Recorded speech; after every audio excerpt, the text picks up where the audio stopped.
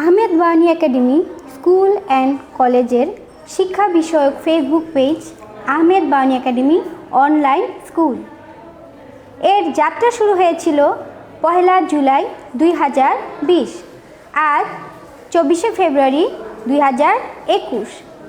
এই যাত্রায় যারা পেছনে থেকে আমাদের সহযোগিতা করেছেন আমাদের অত্র একাডেমির সম্মানিত অধ্যক্ষ, আমাদের শিফট ইনচার্জ বৃন্দ এবং আইসিটির কর্তৃপক্ষ, সকলকে ধন্যবাদ ও কৃতজ্ঞতা জানাই। প্রিয় শিক্ষার্থীরা, সেই সাথে তোমরা আমাদের এই লাইভ ক্লাসগুলোতে উপস্থিত ছিলে এবং তোমরাই কমেন্টসের মাধ্যমে আমাদের ক্লাসগুলোকে আরও প্রাণবন্ত করে তুলেছ এবং তোমাদেরকে সহযোগিতা করেছে আমাদের সম্মানিত অভিভাবক বৃন্দ। তাহলে তোমরা বই খাতা কলম নিয়ে প্রস্তুত হয়ে যাও আজকের ক্লাসের জন্য, আর তোমরা তোমাদের বন্ধুদের জানিয়ে দাও। আজকে আমি 10ম শ্রেণীর বিজ্ঞান বিষয়ের ওপর একটি ক্লাস নেব। 10ম শ্রেণীর যারা নতুন শিক্ষার্থী রয়েছ, তোমাদের সিলেবাসের আলোকে এই ক্লাসটি, আর যারা পুরাতন শিক্ষার্থী রয়েছে, 10মের পুরাতন যারা আছো, 2021 সালের যে শিক্ষার্থীরা, তোমাদের যে শর্ট একটা সিলেবাস দেওয়া হয়েছে, সেই সিলেবাসের ও আমাদের এই অধ্যায়টি রয়েছে। দেখতে হলে আলো চাই। আমরা এই টপিকটা খুবই আসলে ইম্পর্টেন্ট, তোমাদের পরীক্ষায় প্রায়ই আসে এই অধ্যায়টা, সবসময় এই অধ্যায় থেকে একটি সৃজনশীল আসে। তাহলে চলো আমরা আমাদের ক্লাসে চলে যাচ্ছি। আর আমি আশা করছি তোমরা শেষ মুহূর্ত পর্যন্ত আমার সাথেই থাকবে এবং তোমরা কমেন্টসের মাধ্যমে আমাদের ক্লাসগুলোকে আরও সতেজ ও প্রাণবন্ত করে তুলবে। তাহলে চলো আমরা আমাদের ক্লাসে চলে যাচ্ছি। যারা আজকে প্রথম আমার ক্লাস করছো তাদের জন্য আমি আমার পরিচয়টা দিয়ে নিচ্ছি। আমি সান্থী আক্তার, সহকারী শিক্ষক, Ahmed Bawani academy school and college. ক্লাসটা শুরু করার আগে চলো দেখে নিচ্ছি আমাদের সাথে এই মুহূর্তে কে কে সংযুক্ত হয়েছে।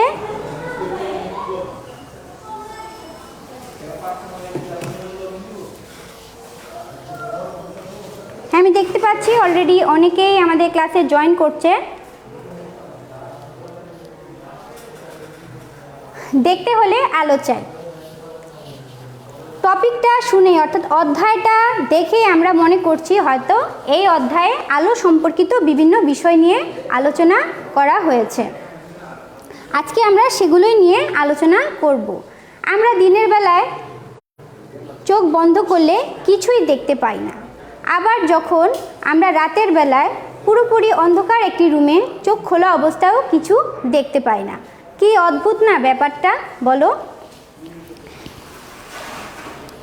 আমরা আসলে কিভাবে দেখি? কোনো বস্তুর ওপর যখন আলো এসে পড়ে, সেই আলো যদি প্রতিফলিত হয়ে আবার আমাদের চোখে ফিরে আসে, তখনই আমরা বস্তুটি দেখতে পাই। এখন এই অধ্যায়ের যে টপিক, পুরোপুরি অধ্যায় আজকে আলোচনা করব না, সো যে টপিকগুলো আছে সেগুলোই আমরা করব। তো টপিকটা বা পাঠ শিরোনাম বলার আগে চলো আমরা কিছু ছবি দেখে নিচ্ছি। আমরা ছবিতে দেখতে পাচ্ছি এটা হচ্ছে কি চশমা, এটা হচ্ছে অনুবীক্ষণ যন্ত্র, আর এটা হচ্ছে আয়না। এখন তোমরা বলো তো এই যন্ত্রগুলোতে আমাদের কিসের ব্যবহার হয়েছে? হ্যাঁ, তোমরা সঠিক বলতে পেরেছো। আমাদের এই যন্ত্রগুলোতে দর্পণের ব্যবহার হয়েছে। তাহলে আজকে আমাদের পাঠ শিরোনাম হচ্ছে দর্পণ এবং দর্পণের ব্যবহার। এই পাঠ শেষে আমরা কি জানতে পারবো? দর্পণ কি তা ব্যাখ্যা করতে পারবো, দর্পণের ব্যবহার ব্যাখ্যা করতে পারবো, আলোর প্রতিসরণ ব্যাখ্যা করতে পারবো এবং আলোর প্রতিসরণের সূত্রগুলো আমরা ব্যাখ্যা করতে পারবো। দেখো স্ক্রিনে, দেখো আমরা কি দেখতে পাচ্ছি। স্ক্রিনে আমরা দেখতে পাচ্ছি একজন লোক নিজেকে আয়নায় দেখছে। আসলে আমরা সবাই নিজেকে দেখতে খুবই ভালোবাসি। নিজেকে দেখতে কে না ভালোবাসে বলো? আমরা অন্তত দিনে একবার হলেও অন্তত আয়নায় নিজেকে দেখি, তাই না?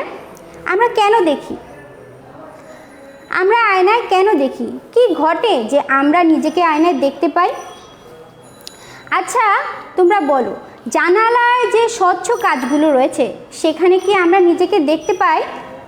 তা কিন্তু পাই না। বা অন্যান্য যে স্বচ্ছ পাতলা কাচ রয়েছে সেগুলো কি আমরা দেখতে পাই? তা পাই না। কেন পাই না? কারণ দর্পণের পেছনের দিকে সাধারণত সিলভারিং করা থাকে, পাড়া লাগানো থাকে, অর্থাৎ সেখানে রূপার একটি উজ্জ্বল চকচক প্রলেপ দেয়া থাকে। সেই রূপার উজ্জ্বল চকচক রূপার সে প্রলেপ দেওয়ার জন্য তখন কি হয়, সেটা প্রতিফলক পৃষ্ঠ হিসেবে কাজ করে, সেজন্য আমরা নিজেকে দেখতে পাই। এখন আমরা চলো এই সম্পর্কে আরেকটু বিস্তারিত জানি। দেখো, ধরো এটা যদি একটি দর্পণ হয়, দেখো এই দর্পণের পি ও কিউ ধরো একটি মিরর, একটি দর্পণ। এখন এই দর্পণের নিচের দেখো এরকম ঘাচ ঘাচ ঘাচ করে কাটা রয়েছে। এটা কি বলো তো? এখানে আমি রূপার প্রলেপ দিয়েছি, অর্থাৎ সিলভারিং করেছি। এখন দেখো, এখন এই পি কিউ হচ্ছে একটি দর্পণ। ধরো আমি এখানে একটি লম্ব টেনে নিলাম, যে কোনো তলের ওপর যে লম্ব টানা হলে তাকে আমরা অভিলম্ব বলবো। এখানে দেখো, এখানে দর্পণের নিচে সিলভারিং করা, অর্থাৎ এখানে প্রলেপ দেওয়া আছে। প্রলেপ দেওয়ার কারণে এটা প্রতিফলক পৃষ্ঠ হিসেবে কাজ করবে। ধরো আমার যে আলোটা, বা আমরা যে আমাদের যে কোনো একটি উৎস হতে একটি ধরো আলো, এ হতে একটি আলো, এ বিন্দু হতে একটি আলো এও পথে আপাতিত হয়েছে, তাহলে এও হচ্ছে আপাতিত রশ্মি। আর যে বিন্দুতে পড়েছে, অর্থাৎ ও বিন্দুতে পড়েছে, এই আলোক রশ্মিটা ও বিন্দুতে পড়েছে, তাহলে ও হচ্ছে আপাতন বিন্দু। এখন তুমি দেখো, এই আলোক আয়নাতে যখন এই আলোক রশ্মিটা পড়বে, তখন দেখো যেহেতু এখানে নিচে সিলভারিং করা আছে, এই সিলভারিংয়ের জন্য সেটা আলোটা এখানে ভেতরে আসতে পারবে না। তখন সে কি করবে? তখন এখানে দেখো এই আলোক রশ্মিটা এখানে প্রতিফলিত হবে, অর্থাৎ ওবি পথে প্রতিফলিত হবে। এই ওবি পথে যখন প্রতিফলিত হবে তখনই আমরা নিজেকে আয়নায় দেখতে পারবো, আমার প্রতিবিম্বটা দেখতে পাবো। এখন তোমরা দেখো, এই আপাতিত রশ্মি এ ও অবিলম্ব হচ্ছে ও এন। এই আপাতিত রশ্মি অবিলম্বের সাথে যে কোণ উৎপন্ন করে তাকে বলে আপাতন কোণ। এখানে দেখো এ ও এন হচ্ছে আপাতন কোণ। এই আপাতন কোণকে আমরা আই দ্বারা প্রকাশ করে থাকি। আই দ্বারা কেন প্রকাশ করি? কারণ ইনসিডেন্স অর্থ হচ্ছে আপাতন, ওই ইনসিডেন্স থেকে আইটা এখানে আমরা ব্যবহার করেছি। আবার এখানে দেখো প্রতিফলিত রশ্মি হচ্ছে ও বি, সেটা ও এনের সাথে ও এন অভিলম্বের সাথে যে কোণ উৎপন্ন করে তাকে বলা হয় প্রতিফলন কোণ। এখানে দেখো বি ও এন হচ্ছে প্রতিফলন কোণ, একে আমরা আর দ্বারা প্রকাশ করি। আর থেকে আর কেন প্রকাশ করি? কারণ প্রতিফলন মানে হচ্ছে রিফ্লেকশন, তো রিফ্লেকশনের আর থেকেই আমরা এটা আর দ্বারা প্রকাশ করি। এখন এই কথাগুলোর আপাতন কোণ এটা বলার মানে হচ্ছে এই জন্য, কারণ দেখো আমরা দর্পণের, তোমাদের খেয়াল রাখতে হবে, দর্পণে যে কোণে আপাতন হবে ঠিক সেই কোণেই প্রতিফলন ঘটবে, অর্থাৎ আপাতন কোণ আর প্রতিফলন কোণ অলওয়েজ সমান হবে। আশা করি তোমরা বুঝতে পারছো। তাহলে আমরা কিভাবে দেখি বলো তো? কোনো আমার যে আলোটা যখন দর্পণে এসে পড়বে, দর্পণ থেকে তখন কি বাধা পেয়ে, প্রতিফলক পৃষ্ঠের জন্য বাধা পেয়ে অভিপথে আসছে, অর্থাৎ আমার চোখে যখন ফিরে পাবো যে আলোটা, তখনই আমি নিজের প্রতিবিম্বটা আয়নায় দেখতে পাবো। এটা আমি তোমাদের বললাম। এখন চলো আমি আশা করি তোমরা বুঝতে পারছো। এটা সাধারণত আমরা প্রতিফলনের সূত্রটা আর কি একটু দেখলাম, বা আয়নায় কেন দেখি। আচ্ছা, এবার দেখো আয়নায় ধরো, এখন তোমরা তো যদি এটা তো বেসিকটা তোমরা বুঝলে, এখন যদি তোমাদের বলা হয় যে দর্পণ বা আয়না সংজ্ঞাটা বলো, তাহলে তোমরা কিভাবে বলবে? দেখো, যে মসৃণ পৃষ্ঠে আলোর নিয়মিত প্রতিফলন ঘটে তাকে আমরা দর্পণ বলি। মসৃণ পৃষ্ঠ, এই যে দেখো মসৃণ পৃষ্ঠ কেন, কারণ এই দর্পণে কি করা হয়েছে, সিলভারিং করা হয়েছে। আলোর নিয়মিত প্রতিফলন মানে কি, নিয়মিত প্রতিফলন হচ্ছে যে আলোক রশ্মি সমান্তরালভাবে আসে এবং সমান্তরালভাবে ফিরে যাবে, সেটাই হচ্ছে নিয়মিত প্রতিফলন। আশা করি তোমরা দর্পণ কি তা বুঝতে পেরেছো। এবার চলো আমরা জানি দর্পণ কত প্রকার। দর্পণ সাধারণত দুই প্রকারের হয়ে থাকে। একটি হচ্ছে সমতল দর্পণ, সমতল দর্পণ যে দর্পণের পৃষ্ঠটা মসৃণ থাকে, যেমন আয়নার পৃষ্ঠটা কি থাকে, মসৃণ থাকে। আর একটা হচ্ছে গোলীয় দর্পণ। গোলীয় দর্পণ আবার দুই ধরনের হয়ে থাকে। গোলীয় দর্পণ মানে কি, গোলীয় দর্পণ হচ্ছে ধরো গোলকের অংশ বিশেষ, অর্থাৎ পুরোপুরি গোল হবে না, গোলকের একটা অংশ বিশেষ নিয়ে কি দর্পণটা তৈরি করা হয়ে থাকে। এবার এখানে দেখো গোলীয় দর্পণকে আবার দুই ভাগে ভাগ করা হয়ে থাকে, একটি হচ্ছে উত্তল দর্পণ আর একটা হচ্ছে অবতল দর্পণ।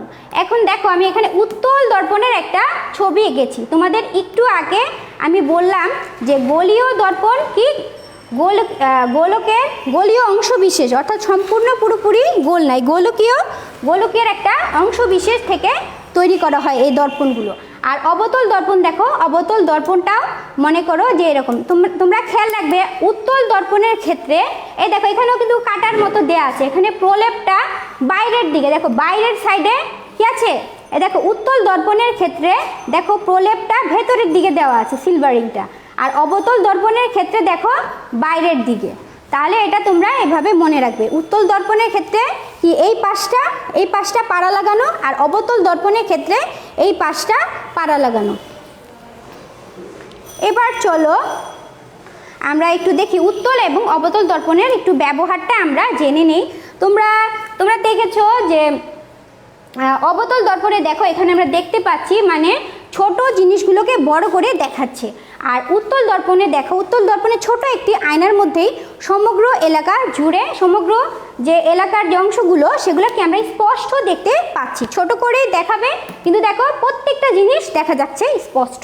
তো গাড়িতে কিন্তু এই উত্তল দর্পণই আমরা ব্যবহার করে থাকি।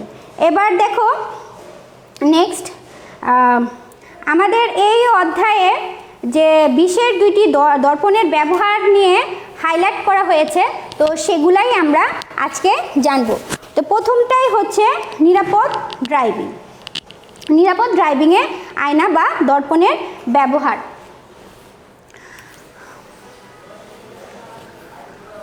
গাড়ি ড্রাইভ করার ক্ষেত্রে সবসময় গাড়ির আশেপাশে কি ঘটছে তা খেয়াল রাখা দরকার, কিন্তু ড্রাইভার যদি সারাক্ষণ যদি আশেপাশে খেয়াল রাখতে যায় তখন কি ঘটবে, তখন তোমরা বুঝতেই পারছো, তখন দুর্ঘটনা ঘটার সম্ভাবনা থাকে। এখন দুর্ঘটনা এড়ানোর জন্য আমরা কি করি, সাধারণত কি করে থাকি, আমরা এই দুর্ঘটনা এড়ানোর জন্য বা আমরা সেফলি বা নিরাপদভাবে যাতে আমরা ড্রাইভ করতে পারি, তোমরা দেখবে যে গাড়িতে তিনটা আমরা দর্পণ ব্যবহার করে থাকি। ধরো গাড়ির ডান পাশে একটি, তোমরা জানো আমাদের বাংলাদেশে সাধারণত, বাংলাদেশে কি অন্যান্য দেশেও তোমরা জানো যে ড্রাইভ করে সে ডান দিকে বসে, তো সেখানে দেখো ডান পাশে একটি কি মিরর থাকে, আর বাঁ পাশে একটি মিরর থাকে, আর সামনের দিকে একটি মিরর থাকে।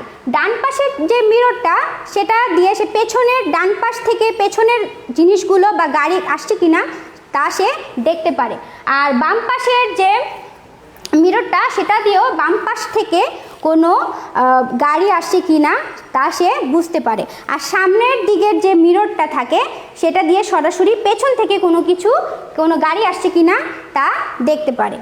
এখন ড্রাইভার মানে পুরোপুরি সে ঘুরবে না, সে জাস্ট তার মাথাটা সামান্য একটু ঘুরিয়ে সে কি পুরো জায়গাটায় কি আশেপাশে খেয়াল রাখতে পারে, কিন্তু খুব বেশি ঘোরা যাবে না। ডান পাশে অন্তত 30 ডিগ্রি আর ধরো বাঁ পাশে 45 ডিগ্রি অ্যাঙ্গেলে তাকে ঘুরতে হবে, মানে খুব বেশি নড়াচড়া না করে সে তার নিজের অবস্থান ঠিক রেখে জাস্ট সামান্য একটু মাথা ঘুরিয়ে সে কি আশেপাশে কি হচ্ছে তা সার্বক্ষণিক খেয়াল রাখতে হবে। আর ড্রাইভারকে সব সময় মনে রাখতে হবে যে যখন সে ড্রাইভ করবে, ড্রাইভ করার আগে তাকে সবসময় এই দর্পণগুলোর অবস্থান ঠিক আছে কি না বা পরিষ্কার কি না তা দেখে নিতে হবে। কারণ দর্পণগুলোর অবস্থান যদি ঠিক না থাকে তাহলে বা অপরিষ্কার থাকে, তখন পেছন থেকে গাড়ির প্রতিবিম্ব সে ঠিকমতো দেখতে পারবে না। এভাবে এই 3টি দর্পণ ব্যবহার করে ড্রাইভার কি করতে পারে, সারাক্ষণ যে পর্যন্ত সে গাড়ি ড্রাইভ করবে 3টা দর্পণের দিকেই তার খেয়াল রাখতে হবে। যখন নাকি সে যখন নাকি সে লেন পরিবর্তন করবে বা পেছনের দিকে অনেক সময় গাড়ি ঘোরানোর প্রয়োজন হয়, তখনও এই 3টি দর্পণের দিকে চোখ বুলিয়ে সে তার গাড়িটা পেছনে ঘোরাতে পারে। তো তোমরা দেখতেই পাচ্ছো যে আমরা নিরাপদ ড্রাইভিংয়ের ক্ষেত্রে আমরা দর্পণটা এভাবে ব্যবহার করে থাকি। এরকম মোটর সাইকেলেও তোমরা দেখবে যে আমরা যে বড় বড় দুই পাশে আয়না থাকে, যে পেছনের 2 পাশটা দেখার জন্য। এবার চলো নেক্সট হচ্ছে পাহাড়ি রাস্তার অদৃশ্য বাঁক।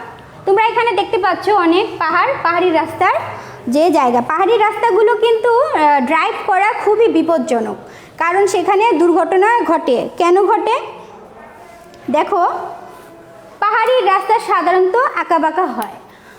কিছু কিছু রাস্তা আসলে এমন হয় 90 ডিগ্রি অ্যাঙ্গেলে থাকে, তখন সামনের রাস্তা দিয়ে কি আসছে তখন বোঝার কোনো উপায় থাকে না। তখন রাস্তাগুলো আসলে এমন থাকে, এক পাশ থেকে ধরো গাড়ি যাচ্ছে, আরেক পাশে গাড়ি, আর মাঝে হলো ধরো পাহাড় আছে। তখন সে যদি মনে করো, তখন যদি গাড়িটা না দেখতে পায়, তখন তাদের দুর্ঘটনা ঘটার সম্ভাবনা, দুর্ঘটনাই ঘটে বেশি। তো এই দুর্ঘটনা এড়ানোর জন্য তোমরা দেখবে এই পাহাড়ি রাস্তায় কি করা হয়, পাহাড়ির রাস্তায় মনে করো স্ট্যান্ডের ওপর ওই বাঁকের পাশে দেখবে গলীয় দর্পণ দাঁড় করানো থাকে। তো গলীয় দর্পণ দেখে সে কি করে, দেখো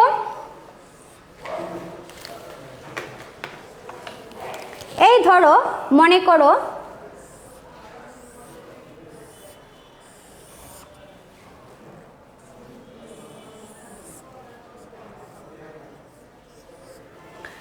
এই পাশ থেকে যদি কোনো গাড়ি আসে, তখন গাড়ির আলোটা এই দর্পণে এসে কি হবে, প্রতিফলিত হবে।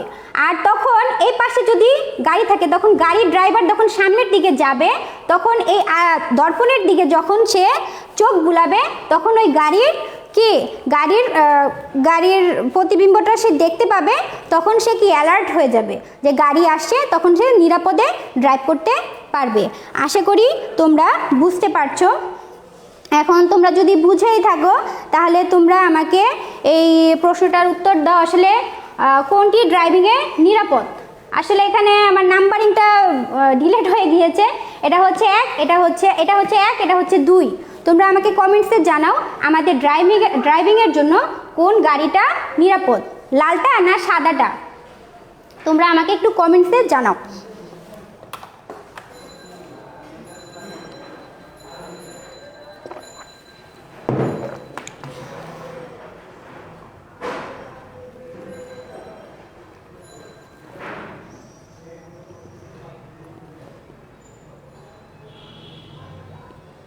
হ্যাঁ, উত্তর সঠিক হয়েছে।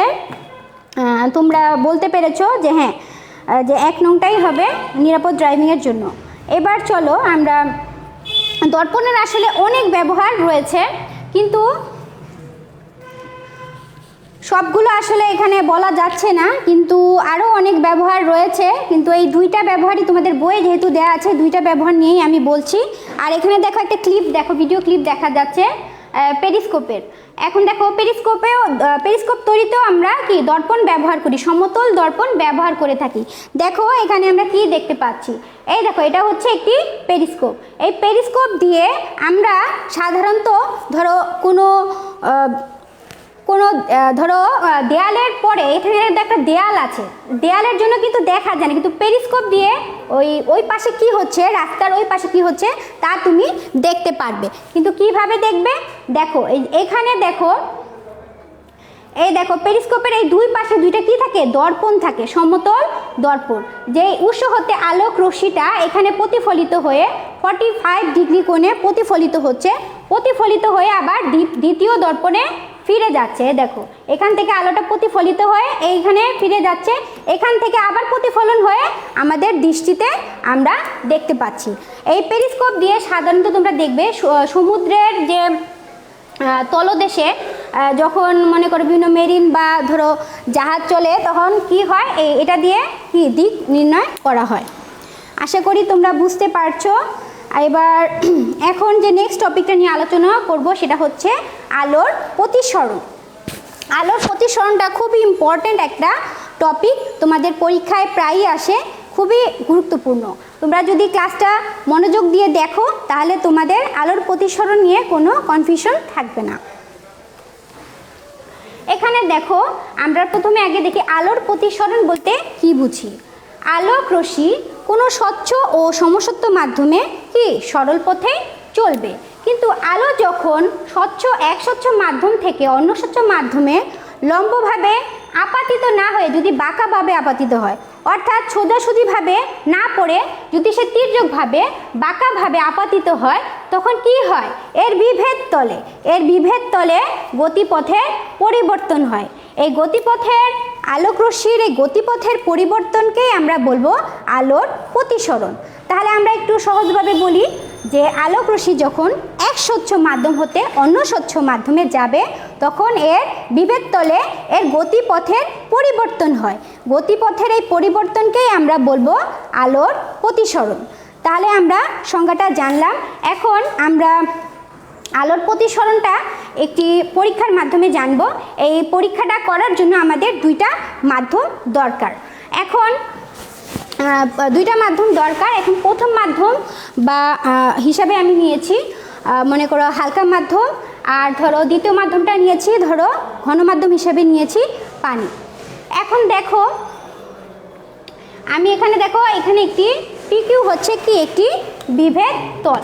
পিকিউ ধরো একটি বিভেদ তল, পিকিউ হচ্ছে একটি বিভেদ তল। আর এখন দেখো কোনো উৎস হতে, এখন আমি কি করব, এই দেখো পিকিউ হচ্ছে একটি বিভেদ তল। এই বিভেদ তলের ওপর যে লম্ব টানা হয়, বিভেদ তলের ওপর যে লম্ব টানা হয় তাকে বলা হয় অভিলম্ব। এখানে দেখো এন ও এন প্রাইম হচ্ছে কি অভিলম্ব, এন ও এন প্রাইম হচ্ছে অভিলম্ব। এখন দেখো এখন আলোক রশ্মি ধরো এ পথ হতে, এখন আমরা কি করব, এ বিন্দু হতে একটি আলোক রশ্মি অর্থাৎ হালকা মাধ্যম থেকে ঘন মাধ্যমে ছাড়ব, তখন কি হবে এ বিন্দু হতে আলোক রশ্মি ও বিন্দুতে এসে পড়বে, অর্থাৎ এও পথে আপাতিত হয়েছে। তা ও রশ্মিটা কি আপাতিত রশ্মি। আচ্ছা, ও বিন্দু তো পড়েছে, ওটা কি বলো তো, তোমরা একটু আগেই পড়েছো, ও হচ্ছে আপাতন বিন্দু। এখন এটা প্রতিসরণের নিয়ম অনুযায়ী, এটা তো তোমরা জানো এটা সরল পথে, অর্থাৎ এইখানে অবি পথে আসার কথা ছিল, কিন্তু এখানে অবি পথে আসছে না। কেন? সে তার গতিপথটা পরিবর্তন করলো, অর্থাৎ ওসি পথে গেল। কেন গেল বলো তো? ওসি পথে যাবে, অবিলম্বের দিকে সরে আসবে। কেন যাবে?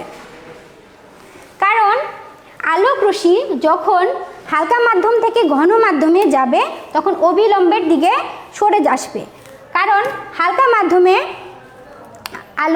আলোর বেগটা বেশি আর ঘন মাধ্যমে আলোর বেগটা কম। হালকা মাধ্যমে আলোর বেগ বেশি হওয়ায় সে খুব দ্রুত এটা ভেদ করে আসবে, কিন্তু ঘন মাধ্যমে আলোর বেগটা কম হওয়ায় এখানে মনে করি বিভিন্ন বাধার সম্মুখীন হবে, সেজন্য সে কি অবিলম্ব থেকে দূরে সরে আসবে। এবার দেখো আমরা এখানে দেখি, এখন যদি এমন হতো, ধরো আপাতিত রশ্মি হচ্ছে এও, এখানে অবিলম্ব হচ্ছে এন ও এন প্রাইম। আপাতিত রশ্মি অবিলম্বের সাথে যে কোণ উৎপন্ন করে তাকে বলে আপাতন কোণ। এ ও এন হচ্ছে আপাতন কোণ। এখানে দেখো, এখানে লেখা আছে। এখন দেখো C O N prime, C O N prime হচ্ছে কি প্রতিসরণ কোণ। কারণ দেখো এখানে দেখো প্রতিসরিত, ওসি হচ্ছে প্রতিসরিত রশ্মি, এখন অবিলম্ব হচ্ছে সি ও এন প্রাইম। এর সাথে যে প্রতিসরিত রশ্মি অবিলম্বের সাথে যে কোণ উৎপন্ন করবে তাকে বলা হয় প্রতিসরণ কোণ। আপাতন কোণকে আমি আই দ্বারা প্রকাশ করে থাকবো, আই দ্বারা প্রকাশ করা হয়ে থাকে। আর দ্বারা প্রতিসরণ কোণকে আমরা আর দ্বারা প্রকাশ করে থাকি। আই থেকে হয় ইনসিডেন্স, আর কি প্রতিসরণের জন্য হবে রিফ্র্যাকশন। ঠিক আছে, এবার দেখো, এখন দেখো এখানে আমরা প্রতিফলনের ক্ষেত্রে দেখেছিলাম আপাতন কোণ আর প্রতিফলন কোণ সমান হয়েছিল, কিন্তু এখানে কিন্তু সমান না। এখানে দেখো, এখানে আপাতন কোণটা বড় আর এখানে দেখো প্রতিসরণ কোণটা একটু ছোট হচ্ছে। কেন ছোট হচ্ছে? কারণ তোমরা জানো, একটু আগে বললাম হালকা মাধ্যম থেকে ঘন মাধ্যমে গেলে তখন কি অবিলম্বের দিকে সরে আসবে, অর্থাৎ কি হবে তখন কোণটাও কি হবে, ছোট হবে। কিন্তু তোমরা অনেক ক্ষেত্রে দেখবে যে আপাতন কোণ আর প্রতিসরণ কোণ কিন্তু রিপ্লেস হতে পারে। তোমরা খেয়াল রাখবে, হালকা মাধ্যমে, হালকা যে মাধ্যমে সেখানে কোণটাও কি হবে, বড় হবে। এটা মনে রাখবে, হালকা মাধ্যমের কোণটা বড় হবে আর ঘন মাধ্যমের কোণটা ছোট হবে। এরপরে যখন আমরা মাধ্যমটা চেঞ্জ করে দেব, তোমরা দেখবে যে আপাতন কোণ আর প্রতিসরণ কোণটা কিভাবে রিপ্লেস হয়েছে সেটা আমি তোমাদের দেখাবো। আচ্ছা, এবার ধরো আলোক রশ্মি যদি আমরা তো তির্যকভাবে বাঁকাভাবে পড়লে গতিপথের পরিবর্তন হয়, এটা আমরা জানলাম। কিন্তু ধরো যদি এমন হতো আলোক রশ্মি যদি তির্যকভাবে না এসে যদি মনে করো সোজা পথে আসতো, অর্থাৎ এই দেখো এখানে দেয়া আছে, যদি ON বরাবর আসতো তাহলে কি হতো? তাহলে আপাতন কোণ আর প্রতিসরণ কোণ কি হতো বলো তো? তখন আপাতন কোণ আর প্রতিসরণ কোণ শূন্য হতো। কারণ এখানে দেখো এটা যদি অবিলম্ব বরাবর রশ্মিটা পড়তো তাহলে এখানে অবিলম্বের সাথে সে কোনো কোণ উৎপন্ন করতে পারতো না। এই কোশ্চেনটা তোমাদের পরীক্ষায় আসে যে যদি আলোক রশ্মি লম্বালম্বিভাবে না পড়ে যদি সোজা পথে আসে তাহলে আপাতন কোণ আর প্রতিসরণ কোণ কত হবে? তাহলে তোমাদের উত্তর হবে এটা 0 ডিগ্রি। আচ্ছা, এবার তোমরা দেখো, তোমাদের আমি একটু আগে বললাম যে আমি যদি এখন মাধ্যমটা চেঞ্জ করে দিলাম, ধরো একটু আগে আমরা দেখলাম উপরে আমরা কি দিয়েছিলাম যে হালকা মাধ্যম থেকে ঘন মাধ্যমে আসছে। এখন যদি আমরা ঘন মাধ্যম থেকে হালকা মাধ্যমে যাই তখন কি হবে? দেখো এখানে দেখো একটি আলোক রশ্মি এখানে এসে বিভেদ তলে দেখো, বিভেদ তল থেকে এখানে দেখো আলোটা কি হচ্ছে, অবিলম্ব থেকে দেখো দূরে সরে গেছে। এর আগেরটা আমরা দেখি অবিলম্বের কাছে আসছে, অর্থাৎ অবিলম্বের দিকে ছিল, এটা দূরে সরে গেছে। দূরে সরে কেন গিয়েছে? কারণ তোমরা এই উত্তরটা বলতে পারবে। কারণ ধরো ঘন মাধ্যমে আমি তোমাদের বলেছিলাম যে আলোর বেগটা কম আর হালকা মাধ্যমে আলোর বেগটা বেশি। এই হালকা মাধ্যমে আলোর বেগটা বেশি আর ঘন মাধ্যমে কম। ঘন মাধ্যমে কম হয় তখন কি হবে, এখানে কোণটা বেশি হবে, হালকা মাধ্যমে কোণটা বড় হয়। এবার তোমরা দেখো, তোমাদের যে একটু আগে বললাম, দেখো আবার একটু আমরা করি। দেখো এটা হচ্ছে হালকা মাধ্যম থেকে ঘন মাধ্যমে যাচ্ছে। এই দেখো আলোক রশ্মি বিভেদ তল থেকে দেখো সোজা পথে আসার কথা ছিল, কিন্তু সোজা পথে না এসে অবিলম্বের দিকে সরে যাচ্ছে। এখানে দেখো আপাতন কোণটা বড়, প্রতিসরণ কোণটা ছোট। আবার দেখো যদি আমি মাধ্যমটা চেঞ্জ করে দিলাম, অর্থাৎ আমি ঘন মাধ্যমটা উপরে দিলাম আর হালকা মাধ্যমটা নিচে যদি দেই তাহলে কি হয়? দেখো আলোক রশ্মি আসার পরে তার এ পথে আসার কথা ছিল, কিন্তু এ পথে না এসে সে কী করলো, অবিলম্ব থেকে দূরে সরে গেল। এখানে দেখো এটা কিন্তু আপাতন কোণ আর এটা কি প্রতিসরণ কোণ। এটা কি আপাতন কোণ, এটা হচ্ছে প্রতিসরণ কোণ। তোমরা এখানে দেখো, এখানে আপাতন কোণটা বড় ছিল, এখানে ছোট হয়েছে। আর এখানে দেখো এখানে কিন্তু আপাতন কোণটা ছোট, প্রতিসরণ কোণটা বড়। কেন? এটার এক্স্যাক্টলি আমি একটা উদাহরণ বলবো, তোমরা এটাই মনে রাখবে যে হালকা মাধ্যমে কোণটা বড় থাকবে। এটা প্রতিসরণ আপাতন কোণ বা প্রতিসরণ কোণ এটা চেঞ্জ হতে পারে। সব সময় যে আপাতন কোণ বড় হবে সেটা কিন্তু না। তা আশা করি তোমরা বুঝতে পেরেছো। এখন আমরা তো জানলাম, এখন কিন্তু আমরা একটু বাস্তবে চলো একটু একটা উদাহরণের মাধ্যমে একটা ভিডিও ক্লিপ দেখি এবং আমরা বোঝার চেষ্টা করি। তোমরা এখানে দেখো যে কি হচ্ছে। এখানে দেখো আমি একটি গ্লাসে যদি আমি একটি কয়েন দেই, আর কয়েন দেওয়ার পর মুখটা আমি এমনভাবে সরিয়ে দেই যাতে আর কয়েনটা দেখা না যায়, তখন সেখানে যদি আমি পানি দেই তখন কি হবে? পানি দেওয়ার ফলে দেখো এখানে অবিলম্ব থেকে দূরে সরে গিয়ে অর্থাৎ একটি অবাস্তব প্রতিবিম্ব কি হয়েছে? অবাস্তব প্রতিবিম্ব দেখা যাচ্ছে। এখন দেখো এখানে যখন এখানে পানি ছিল না আর আমি মুখটা সরিয়ে নিচ্ছি তখন কিন্তু তখন গ্লাসে কিন্তু পয়সাটা আমি দেখতে পাচ্ছিলাম না। কেন? কারণ তখন আলো সোজা পথে যাচ্ছিল। তো যখনই আমি পানি দিয়েছি অর্থাৎ মনে করো আমি একটু বাঁকিয়ে দিলাম, তখন কি হয়? তখন এই পানির জন্য মনে করো এখানে কি হচ্ছে? এখানে মনে হচ্ছে যে বস্তুটা যে পয়সার যে অবস্থানটা আমি কি একটু দেখতে পাচ্ছি, পয়সাটা হয়তো একটু ওপরে উঠে আসছে, এটা আমার মনে হচ্ছে। এটা তোমরা প্র্যাকটিক্যালি এটা বাসায় করে দেখবে। আর তোমরা তো এখন তো খেলনার বিভিন্ন টয় পাওয়া যায়, লেজার লাইট দিয়েও তোমরা পানির মধ্যে দেখবে এটা দিয়ে গ্লাসে যে এটা কিভাবে যে তার গতিপথের পরিবর্তন করে, এটা তোমরা দেখবে। এবার চলো আমরা প্রতিসরণের সূত্রগুলা জানি। আমরা প্রতিসরণের সূত্রগুলো মুখস্থ করব না, আমরা যে একটু আগে বললাম বা শিখলাম ব্যাখ্যাটা, সেখান থেকে আমরা বলতে পারবো। তাহলে চলো আমরা এখানে দেখি।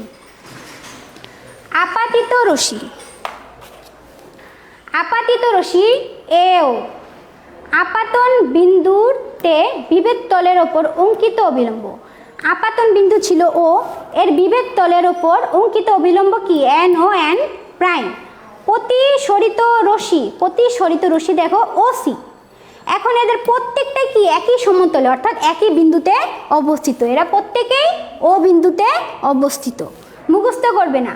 দেখো আপাতিত রশ্মি আপাতন বিন্দুর বিভেদ তলের ওপর অঙ্কিত অবিলম্ব, আর প্রতিসিত রশ্মি ওসি, এরা প্রত্যেকেই কি একটা বিন্দু দেখো ও বিন্দুতে অবস্থিত, তাই না? অর্থাৎ একই সমতলে অবস্থিত। এখন সমতল মানে কি? কোনো তলে একটি সরল রেখা যদি আমরা আঁকি তাহলে সরল রেখার প্রতিটি বিন্দু যদি ওই তলে অবস্থিত হয় তখন আমরা তাকে সমতল বলবো। এবার চলো নেক্সট প্রতিসরণের দ্বিতীয় সূত্র। প্রতিসরণের দ্বিতীয় সূত্রটা সাধারণত জার্মান বিজ্ঞানী স্নেল প্রদান করেন, কিন্তু তোমাদের বইয়ে কিন্তু এই কথাটা উল্লেখ নেই যে প্রতিসরণের দ্বিতীয় সূত্রকে স্নেলের সূত্র বলা হয়ে থাকে।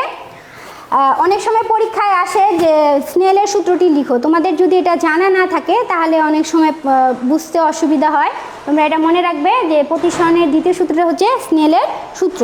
এখানে দেখো স্নেলের সূত্রটা কী ছিল? একজোড়া নির্দিষ্ট মাধ্যম এবং নির্দিষ্ট রঙের আলোর জন্য আপাতন কোণের সাইন প্রতিসরণ কোণের সাইনের অনুপাত সর্বদা ধ্রুবক। আচ্ছা, এখন দেখো একজোড়া নির্দিষ্ট মাধ্যম, এটা নির্দিষ্ট মাধ্যম, দুইটা মাধ্যমের মধ্যে মনে করো যখন আলোক রশ্মি আসবে তখন এই আপাতন কোণটা আমরা কি ধরেছিলাম বলো তো? আপাতন কোণ ধরো থিটা হয়, থিটা বা যদি আই ধরি, আর এখানে প্রতিসরণ কোণ যদি আমি থিটা প্রাইম বা আমি আর ধরি তাহলে কি হবে? তাহলে মনে করো এই আপাতন কোণের সাইন আর প্রতিসরণ কোণের সাইনটা অলওয়েজ কি একটি ধ্রুব সংখ্যা হবে। এখন প্রশ্ন হচ্ছে কেন এটা ধ্রুব সংখ্যা হবে, কেন আমরা ধ্রুব লিখলাম? এখন দেখো, এখন ধরো এখানে যদি আলোক রশ্মিটা যদি 30 ডিগ্রি কোণে আপাতিত হয়, আপাতন কোণ যদি 30 ডিগ্রি হয়, আর এখানে দেখো প্রতিসরণ কোণ যদি, অর্থাৎ তোমরা জানো যে হালকা মাধ্যম থেকে ঘন মাধ্যমে আসলে প্রতিসরণ কোণটা কি হয়? ছোট হবে, একটু অবিলম্বের দিকে সরে আসবে। তাহলে এখানে এটা কোণটা কী হবে? ধরো যদি 18 ডিগ্রি হয় তাহলে এটার যে অনুপাত, এটা ভাগ করার পর অনুপাত বের করার পর এটার মান আসবে 1.61। এখন ধরো এই 1.61টা কি, এটা মনে করো মানে চেঞ্জ হবে না, এটা মনে করো এখন ধরো তুমি মাধ্যম ঠিক রেখেই এই মাধ্যমেই ধরো তুমি এখন আরেক অ্যাঙ্গেল থেকে যদি আলোক রশ্মি ফেললে, ধরো এখানে দিলাম আমি 40 ডিগ্রি বা 45 ডিগ্রি, তখন কি হবে? এখানেও মানটা কমে আসবে, অবিলম্বের দিকে একটু সরে আসবে। তখনও যে এদের যে অনুপাতটা বের করব, ভাগ করব, তখনও দেখবে এর মানটা 1.61ই আসবে। অর্থাৎ আপাতন কোণকে আমি যতই বাড়াই বা কমাই না কেন, প্রতিসরণ কোণ ঠিক ততই বাড়বে বা কমবে, আর ওদের মান অলওয়েজ একটা কি হবে, ধ্রুব সংখ্যা হবে। এখন ধরো আমি যদি মাধ্যমটা চেঞ্জ করে দেই, তোমরা একটু দেখো তো এটা পারো কি না। কারণ আমরা কি করবে, দেখো এই মানটা চেঞ্জ করে আমি দিয়েছি আপাতন কোণের মান দিয়েছি 30 ডিগ্রি, আর এখানে দেখো প্রতিসরণ কোণের মান দিয়েছি 18 ডিগ্রি। এটার অনুপাত বের করার পর আসছে 1.61। এখন 1.61টা কি, এটা হচ্ছে বস্তুর প্রতিসারাঙ্ক। এবার দেখো তোমাদের আমি একটি কাজ দিচ্ছি, তোমরা এটা করো। একটু আগে আমরা দেখলাম হালকা মাধ্যম হিসাবে আমরা বায়ু নিয়েছিলাম, আর ঘন মাধ্যম হিসাবে আমরা পানি নিয়েছিলাম। এখন আমি যদি মাধ্যমটা চেঞ্জ করে দিলাম, মাধ্যম যদি ঘন মাধ্যম হিসাবে আমি কাঁচ নিলে কি হয় দেখো তো। আমি এখানে লিখে দিয়েছি, এই 1 নম্বরে দিয়েছি দেখো আপাতন কোণ দিয়েছি 45, আপাতন কোণ দিয়েছি 25 ডিগ্রি, আর এখানে প্রতিসরণ কোণ দিয়েছি 16.33। এটা ক্যালকুলেশন করো তো, দেখো তো মানটা কত হয়। আমি একটু ক্যালকুলেশন করে দেখি।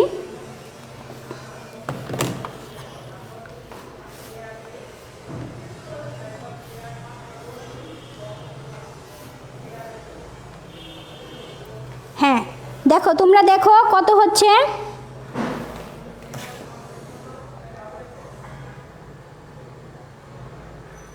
হ্যাঁ, এর মান আসছে 1.5। এখন আমি দেখো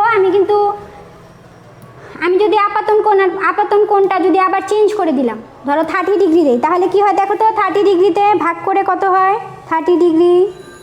আর ধরো এখানে প্রতিসরণ কোণ ছিল 19.471। দেখো এটা ভাগ করার পরও আসে 1.5, আবার এটা ভাগ করার পরও কি আসবে, 1.5ই আসবে। তোমরা এটা বইয়ে নেই, এটা স্ক্রিনশট দাও, স্ক্রিনশট দিয়ে তোমরা এটা ট্রাই করে দেখবে। প্রত্যেকবারই যখন আমরা এর আপাতন আর প্রতিসরণ কোণের অনুপাত বের করব, তখন দেখবে একটি ধ্রুব সংখ্যা। তখন কিন্তু আর 1.61, কারণ ওই মাধ্যমটা কিন্তু আমি চেঞ্জ করে দিয়েছি, কাঁচ দিয়েছি, তো এটার জন্য এটার মানটা আসছে 1.5। অর্থাৎ এই প্রত্যেকটার ক্ষেত্রে এখন আমি যদি আরও চেঞ্জ করি, তো ওই সব সময় মানটা কি আসবে, একই আসবে, একটা ধ্রুব সংখ্যা আসবে। এই জন্যই একে স্নেল কি বলেছে, যে একটা নির্দিষ্ট মাধ্যম ও নির্দিষ্ট রঙের আলোর জন্য আপাতন কোণের সাইন আর প্রতিসরণ কোণের সাইনের অনুপাত সর্বদা কি একটি ধ্রুব সংখ্যা। আশা করি তোমরা বুঝতে পেরেছো। আর তোমাদের যদি বুঝতে প্রবলেম হয়, তোমরা আমাকে কমেন্টসে জানাবে, আমি পরবর্তীতে তোমাদের বলে দেব। এবার দেখো তোমাদের এখন এটা মূল্যায়ন কাজ, তোমরা এখন এটা করবে। চিত্রগুলো দেখো, একটা আমি দিয়েছি হালকা মাধ্যম, আর এটা যে ঘন মাধ্যম, আলোক রশ্মি আসছে, আর এখানে দেখো ঘন মাধ্যম আর কি হালকা মাধ্যম। এখন তোমরা এই নিচের প্রশ্নগুলোর উত্তর দাও। আলোক রশ্মি হালকা মাধ্যম থেকে ঘন মাধ্যম গেলে প্রতিসরণের পর কি ঘটে? আলোক রশ্মি ঘন মাধ্যম থেকে হালকা মাধ্যমের গেলে প্রতিসরণের পর কি ঘটে? আমি একটু সময় নিচ্ছি, তোমরা আমাকে কমেন্টসের মাধ্যমে জানাও।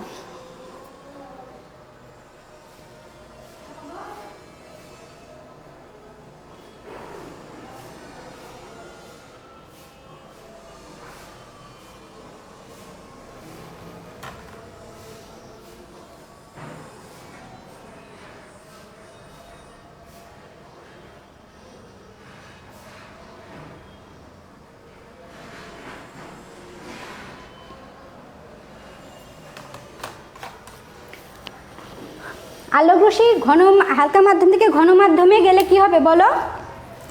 অবিলম্বের দিকে আসবে, আর ও কি ঘন মাধ্যম থেকে হালকা মাধ্যমে গেলে অবিলম্ব থেকে দূরে সরে যাবে। এখন এটা তোমাদের হোমওয়ার্ক, বাড়ির কাজ, তোমরা এটা বাসায় করবে। দেখো খুবই সহজ, এইগুলো প্রায় প্রশ্ন আসে, তোমরা বাসায় চেষ্টা করবে আর করবে। নেক্সট যদি আমি বিজ্ঞান ক্লাস নিই, এর পরবর্তী যে টপিকটা লেন্স, এগুলো নিয়ে আমরা আলোচনা করব। ঠিক আছে? তাহলে সবাই সুস্থ থাকো, ভালো থাকো, আল্লাহ হাফেজ। বাড়ির কাজটা সবাই স্ক্রিনশট দাও। আল্লাহ হাফিজ।